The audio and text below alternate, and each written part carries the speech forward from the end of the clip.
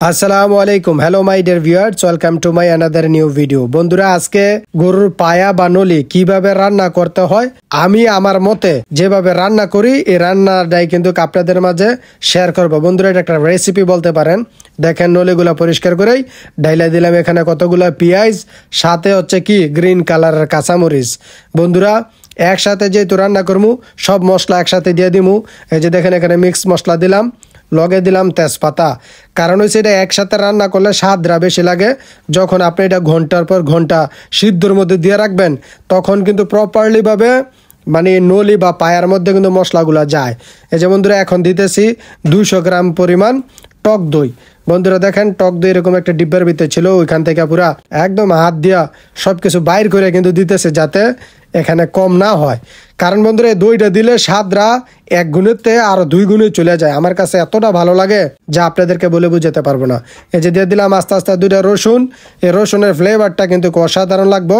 এই যে বন্ধুরা দেখেন, এখানে দিয়ে দিতেছি আস্তে আস্তে কিছু টমেটোগুলো দেখেন, দেখতে কিন্তু একদম বোরের মতন লাগতেছে, মনে চাইতেছে যে কাঁচাই খাই, কিন্তু না, এটা রান্না করার পরে খাওয়াইব সেই স্বাদ। বন্ধুরা, এখন পরিমাণ মতো তেল দিতেছি। বন্ধুরা, যা আছে সবটি দিলাম, দিয়ে দিয়েছি সবটি তেল। এই তেলগুলা এখন এই মশলাটার সাথে যে মশলাগুলা দিছি সবটি একসাথে মিক্স হইব। বন্ধুরা, মিক্স হইয়া তারপরে চুলের মধ্যে বয় দিমু হাই লো ফ্লেমে। এই যে বন্ধুরা, এখানে স্বাদ পরিমাণ কিন্তু লবণ দিলাম। যার যেতটুক পরিমাণ সে তার স্বাদ মতন লবণ দিতে পারেন। অনেকজনে কিন্তু লবণটা স্কিপ করে, লবণ পছন্দ না, ভাল লাগে না, খায় না। এই যে হলুদ দিয়ে দিলাম কালারের জন্য, যাতে কালারটা পারফেক্টলি ভাবে আসে, দেখতে জানি সুন্দর লাগে। কারণ সৌন্দর্যের পূজারি হচ্ছে মানুষ, সুন্দর দেখতেই ভাল লাগে।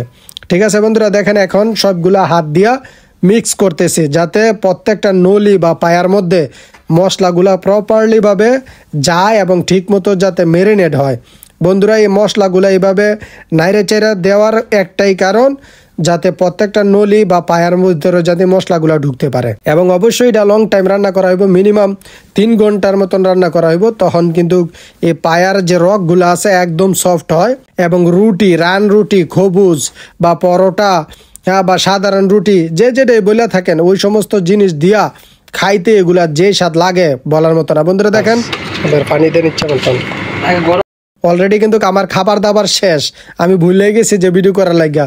দেখেন, এক পাতিলা ছিল, খাইয়া অবশেষে মাত্র 3টা পায়া রয়ে গেছে। এগুলো মাইরা দিতাম। পরবর্তীতে আমার হঠাৎ মনে হয়েছে যে আমার ভিউয়ার্স বা বন্ধুদেরকে দেখাইতে হইব, পরে হঠাৎ করে ভিডিওটা তৈরি করা। বন্ধুরা, এত স্বাদ হয়েছিল, আমরা রান রুটি দেখাইছিলাম, ইরানি রুটি আর কি, সেই লাগলো বন্ধুরা, অসাধারণ।